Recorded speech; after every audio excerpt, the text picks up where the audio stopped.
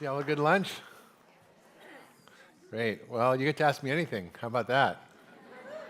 Or anything. There's no limit here. Who's first?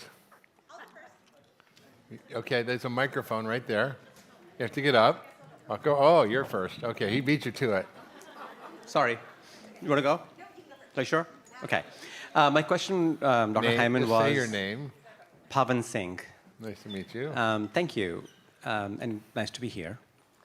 My question was, in a lot of your work on functional health, how do you marry in the psycho-spiritual journeys and all the tools that come from that arena into the work not just work at functional health, but also overall the field of functional health?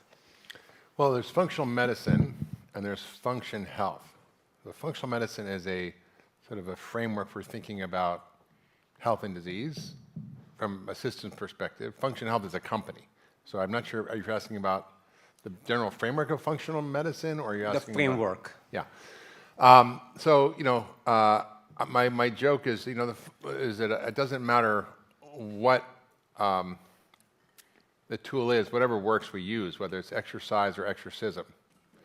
Because, functional medicine is not a therapy, it's not a modality, it's not a specialty, it's not a bunch of tests or supplements. It's a way of thinking differently about the nature of health and disease. And it's really a meta framework. It's an organizing set of concepts and an operating system that is based on what I would say is an approximation of the laws of nature. And so within that framework, everything goes, right? So whether it's surgery or medication or meditation, it's all part of it. And for example, one of the things I think is really exciting emerging therapies is psychedelic therapy for trauma and psychological issues. And I think it fits perfectly within the framework of functional medicine, which is really addressing whatever the root cause of the suffering is, right? If it's adverse childhood events and psychological trauma, then absolutely you're going to use tools that are not necessarily what you might use if you're having a mental illness from some biological cause, right? If it's your microbiome or environmental toxins or your diet, that's a different treatment, right? So it's really finding the right treatment for each person. I wrote an article years ago called The Right Medicine. It's based on sort of this philosophy of Buddhism, which is essentially, the Eightfold Path, right speech and right thinking and so forth. But what's the right medicine? What's the right medicine for that person in that context? And it's really about personalization. So it's core. In fact, if you look at the map of functional medicine, we call it the matrix, which talks about the root causes and the factors that cause imbalance, and then the things the fundamental lifestyle factors that you need. They all affect these 7 biological systems or networks, but at the center of those is your emotional, spiritual, and psychological health. So it's definitely at the center of everything. It's a key part of it. Yeah. Hi. First of all, I'm a huge fan, and thank you so much for everything that you bring to this world. Thank you. So I have a question more, and it really depends on if you've read this or these studies around vegetable oils. But I've been a little bit confused lately because the past 10 years of studies, more so around like cellular health or on animals, were really to show that vegetable oils were pro-inflammatory and all in all kind of bad for your health. And there's been some talks lately about one or two, like a couple studies that have come out around like human-based studies that are saying that they're not as pro-inflammatory than what we thought. And I've just been very confused around that. And I wondered if you had any take on that. Is anybody else confused about what to eat in nutrition? First of all, thank you for the question. Nutrition science is a mess because it's underfunded. Of the $46 billion in the NIH budget, only $120 million is for nutrition, and it's really not even focused on the things we'd want it to focus on. Most nutrition science is hard to do because it's based on population data, which is observational data, shows correlation but not causation, and so you can make inferences but not conclusions. Right. Randomized controlled trials are challenging in humans because you can't really lock them up in a ward and follow them for 10 years and feed one group one diet and one group another diet. There were some large trials. I wrote a book about all this called Eat Fat, Get Thin in 2016. And I really looked at this data, and I continue to look at it, and it is confusing because you see some studies show that it may not be so bad, and others saying it's the worst thing possible we could be consuming. And I wow, is this a line for questions? Jesus, okay. You're popular. Keep my answers short. Okay. I'm gonna keep my answers short because I can take off and I'll be half an hour just with my one answer. Bottom line is, we don't really have a lot of good data, and so there's a lot of confusion out there. And my philosophy is, more of an evolutionary biology philosophy, which is, what have humans been consuming forever, and is this normal? So we've had 1,000% increase in the consumption of soybean oil in the last 100 years. It's now 10% of our calories. Is that a good thing? Well, it may be that it's a soybean oil, or maybe because it's just a raw material for all the ultra-processed food we're eating. So it's hard to separate it out. There have been, clinical trials that were actually done using pure omega-6 corn oil versus saturated fat. It was a Minnesota coronary study. It was done in a psychiatric hospital back in the 60s. The data was buried, literally because it didn't show what they wanted to show, which was, even though they lowered LDL dramatically with the corn oil, they had higher rates of cardiac events and death and heart attacks than the saturated fat group. So the data got buried. So a lot of the studies, for example, if you use soybean oil is a mix of omega-3 and omega-6s. So ultimately, I think it comes down to, maybe the ratio, but we are typically low in omega-6s, and part of the Function Health panel is an omega fatty acid panel, which most people don't know what their status is, and most people are low. So I think if your omega-3s are good and you have omega-6 oils within the context of food, I think that's fine. If you have a lot of refined oils and they're processed with hexane and deodorizers and colorants, and they're oxidized, I kind of worry about it. But a little bit, I don't think it's going to bother you, but I think the answer is we don't really know. Thank you. And I would say, if there's new to nature foods that are not something we've consumed, I tend to try to stay away from them. I used to give talks at churches, and I would say, it's really pretty simple. Eat the food that God made, leave the food that man made. Did God make an avocado? Yeah. Did he make a Twinkie? No. So pretty easy. Hello, my name is Rachel Ann. I'm the founder of the Menopause Education Center, and you are a bright light in healthcare. So I just want to say thank you so much. I share your work all the time, and it really changes people's lives. Thank you. So my question is, when you talk about human flourishing, how do you see that becoming more equitable in the future? Because for women and women's health, we are often left out. There's often things that are covered for men that aren't covered for women that help with their lives in the same way. So how do you see that becoming more equitable in the future, where women are really taken care of at the highest level, without us having to fight, for our own health care and advocacy? It's a problem. I mean, I think until Bernadine Healy was the first woman director of the NIH, there were no studies that looked at women. It was like, she's like, hey, we better study women. And then she started the Women's Health Initiative, and it was $1 billion study, and that started to give us some information. But you're right. I mean, there's a really lack of dollars and data where we should have more information, and also access. So I think it's changing. I think there's a lot of disruptive companies coming out, emerging on the sidelines to try to create services for women and women's health. So I'm seeing a lot of that happening, and I think that's where it's going to come. It's not necessarily going to come from mainstream healthcare. Thank you. And Menopause Education Center, so if you'd like to collaborate, I would always be willing to collaborate with you. And you've got some good gatekeepers, because I've been emailing you via email and never gets to you. I just say, all women's problems start with men. Menopause, menstrual cramps, mental anxiety,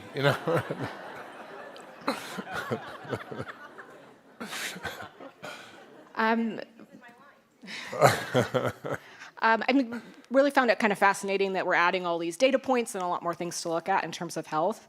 I was curious, for folks that might have a lot of anxiety around health and maybe think they have a lot of health issues or concerns. Hypochondriac? Yes, maybe. Does having all this additional data calm those people, or does it kind of get them focused into two minute changes they need to make? So is getting more data about yourself a bad thing because it's going to make you over focused and a hypochondriac? And I don't think so. I think people should be empowered with information, and I think people have a lot of fear. I'm like, I don't want to know. I don't want to test because I'm going to find out something, and then it's going to be bad, and then I can't do anything about it.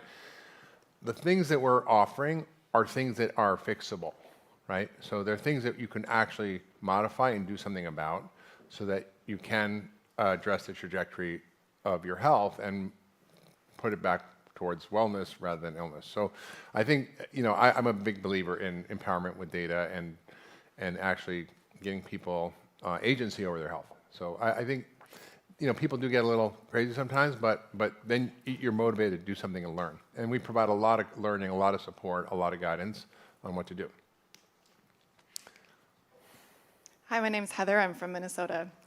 So you opened by talking about how you view the health, how you view the body as a whole system. And I've been taking this lens and thinking about the health system as a whole, and been really thinking about how to heal our healthcare system itself. And so you've explained how Function Health tracks all these biophysical markers of an individual. And my question for you is, if you viewed the health system as a patient, what metrics you might use or recommend for tracking its health? I think I put it in hospice. I mean, Buckminster Fuller said you don't, change the world by trying to change the system. You create a new system that makes the old one obsolete. And I think that's what's going to have to happen because it's so entrenched, it's so solidified, there's so much money involved. I mean, I was at a conference recently, and the CEO of Eli Lilly was there, and their number one selling drug is Mounjaro, which is a weight loss drug. And he's like, yeah, this is going to be great. It's going to solve so many problems. And yeah, it's going to cost a lot of money, but it's going to save more money. And it's like the best thing ever. And I'm like, that's one way of looking at it. But I don't think that's really the solution is why don't we figure out why we have this problem in the first place and fix that? So I think, there are changes incrementally within healthcare, but it's got to come from the outside. And what's really exciting to me with what's happening, and there are companies here that are, we're going to talk about later, that are moving the healthcare system from the outside, and ultimately it'll follow. But I mean, I think, I'm trying still to make those changes in Washington by trying to get reimbursement for nutrition services, trying to get reimbursement for lifestyle care, trying to get reimbursement for medically tailored meals, trying to change medical education. It's needed, it's necessary, and but it's kind of on life support. Hi there, my name is Gabrielle, and I feel like my question dovetails well to hers. I've admired you for years. Your message about food as medicine has always resonated so deeply.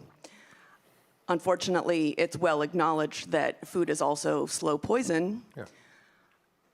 What I have not heard you say since the rollout of the COVID jabs, which I would refer to as a genetic experiment more so than actually acknowledging that it is a vaccine, why you have not, as generally one of the strident voices against the pharmaceutical industry, speaking out against the medical industrial complex, what was your thought process, how and why you did not more firmly stand with the medical freedom movement? And if you would today on this stage in front of this crowd have anything more you would like to say for those of us who are continuing to fight that good fight. Yeah. Thank you. Appreciate that. I would say that I did talk about it quite a bit, and I had many podcasts and many conversations and wrote many articles. And I think part of the challenge is it's like all or nothing, right? We either vilify something or we glorify it. And I think the problem with the COVID vaccine was that it was oversold. It was promised to be safe and effective, and it's sort of safe and it's sort of effective. And it can, and in many populations, it's not effective or not safe. And so we didn't have a nuanced view of it. We didn't have enough data, and I think it was pushed on the population in a way that I think was pretty aggressive, and I didn't really agree with. And I think that that doesn't mean it didn't have value or have utility for a subgroup of patients. So I think I'm not anti-vaccine. I'm not anti-anything. I think I want to understand, what is the right treatment for this patient, and there are certain patients that should get a vaccine, and there are certain patients that should not or people should not because it's more risky for them to get a vaccine. For example, if you're a young, healthy young adult, the cost benefit on a COVID vaccine is not good. So, and I think the data is all showing that now. It's not like Well, the data is coming out, and it's pretty clear. So I think I did talk a lot about that, even very early on, because there were signals about that. And I think there was also this lack of, talking to the American people in a way that was respectful. It was very patronizing, and it was like, well, you can't really understand the science, so we're not going to explain it to you, and we're not going to tell you the difference between a disease immunity or a sterile immunity, which is very different, right? So sterile immunity is you get a measles vaccine, you're never going to get it. Disease immunity, you get the flu vaccine, you could get it, it just won't be so bad. So I think we just didn't explain to the American population what was really going on. And as far as mandates, any change there? I was disallowed from coming into this SF Jazz Center for quite a while. Yeah, I know. I mean, yeah. I think people should have agency over their body, but I think public health is also important. So it's like, it's complicated. Yeah. Hi, Dr. Hyman. Very nice to meet you in person. And my name is Shan Gao. I'm an ex-strategy consultant for provider and insurance. So I was in the sick care system, understand the business model, whereas the U.S. medical costs really pouring into, which is the 20% of the population who are having chronic disease. But personally, I really believe in, we should own our own health. Wellness, preventive health care is very important. If you don't do anything now, you'll be ended up in that road. Yeah. So I now trying to develop a holistic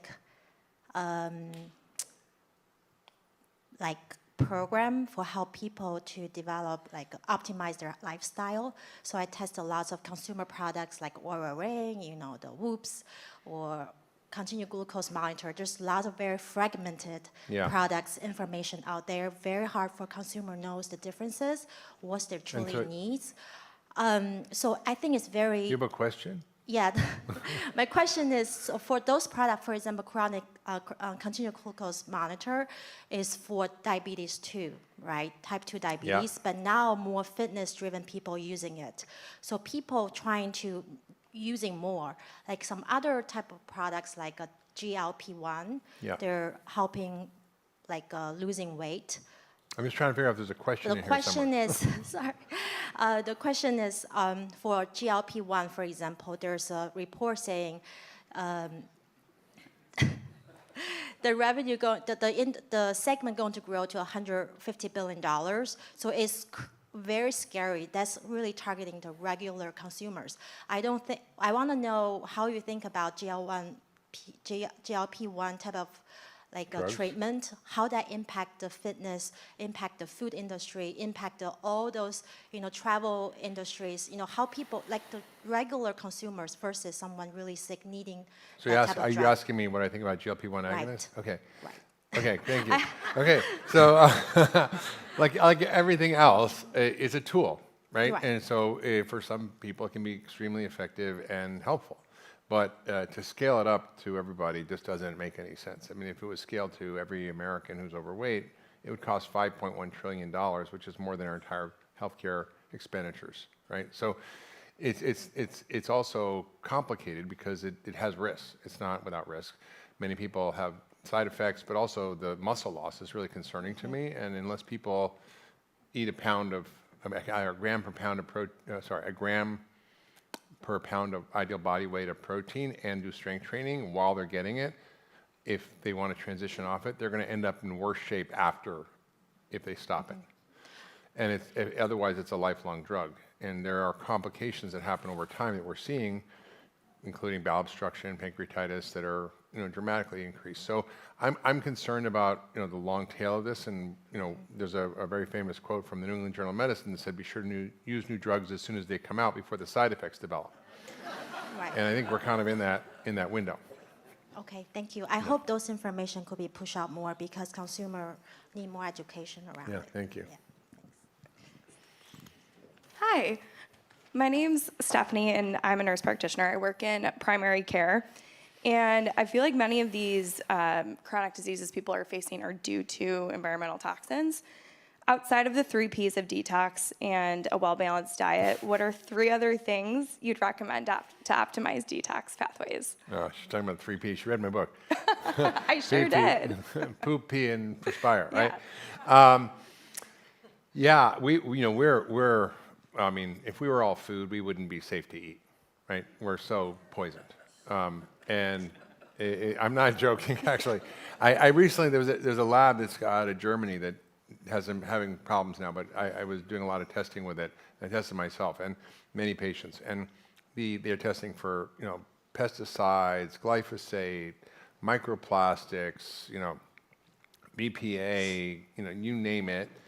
And they're doing intracellular testing of toxins, like looking at toxins in the fat, which is where you have to measure it, not in the blood. Although we can, with functional health, we're measuring PFAS, forever chemicals, BPA, other chemicals. And so so many of us are just so loaded that we don't really even have a conversation about this in healthcare at all. We don't test for it, we don't look for it, we don't treat it. And I think other than food, it is probably one of the biggest drivers of cancer, heart disease, diabetes, Alzheimer's, autoimmune diseases. They're called autogens. Obesity, they're all called obesogens.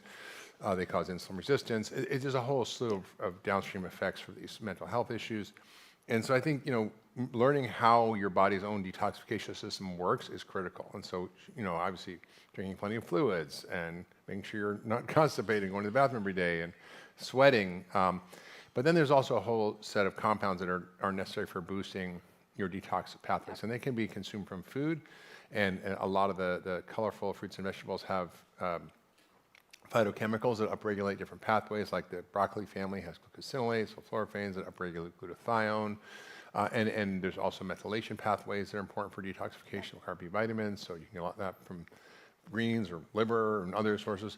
And so I think learning how your pathways work, what the nutrients are required, and to take things on a regular basis to support that is really important. So, like, I'm a big fan of N-acetylcysteine and lipoic acid and other supplements to help kind of boost that. So I think you're right on. We need to really do that. But one of the best therapies that I've found is as not really easily available. It's essentially using it's kind of like an oil change, I would call it, where you basically use high dose of IV phosphatidylcholine to flush out all the toxins from your cell membranes, and then you kind of replace this sort of phosphatidylcholine in your system.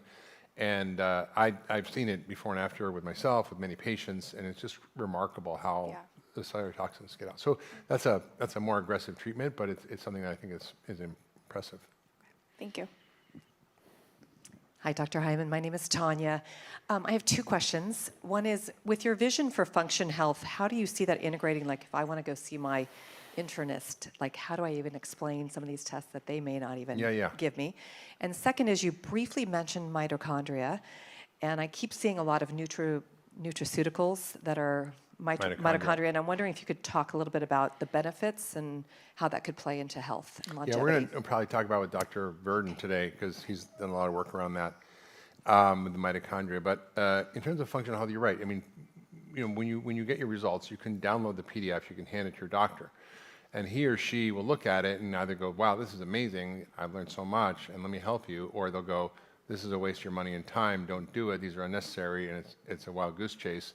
And usually that's because they're either overworked, or they're threatened, or they don't understand, or they don't know how to interpret it. Because, like, if you get a test and you don't know how to interpret it as a doctor, it's very confronting. Like, it's one thing to get Dr. Google, where you kind of can bring stuff and they can kind of navigate that, but all of a sudden you've got your own data, and it's stuff they might not understand or know what to do with. Then it becomes challenging. So it's a bit disruptive. We're going to create a physician sort of feature which allows them to also get educated and learn, because what we ultimately want to do is create an AI-powered super doc, right? Because I was talking to Eric Verdon, who's on Zoom, but the average doctor is using 20, 30, 100, 200 tests. They do a blood test, they're getting 100,000 biomarkers. There's no doctor that can make sense of that. Not me, not anybody else. And so we need AI to help us sort through, sift it, see the signal, see the noise, make sense of what to do, and that's coming very fast. Okay. Faster than you can imagine, yeah. Thank you. Hi, Doctor. I'm Gary. I think my question kind of dovetails into what I just heard, but I waited in a long line, so I'm going to ask it anyway. So, and I've listened to you before on podcasts and others that, subscribe to similar thought processes. It's tough to navigate that that space between your GP and the things that you're advocating for. Not only that, but full body scans and other things. And oftentimes it's just automatic. No, you don't need that. It's not going to be good. It's not a good thing for you to do. And it's difficult to navigate all that as we attempt to take that agency over our health and do something with it. Do you have any thoughts about how can we approach this in a way where we're not discounting what our GP is telling us, but at the same time we are taking advantage of these things that are available to us? I mean, listen, your health is yours to own and manage, and you ideally want to find a physician who is a partner and who's open-minded and will work with you, even if they don't know, right? So that's a challenge. But there are plenty of doctors out there who are like that and who are open-minded. So if you hit a wall, you might need to change, right?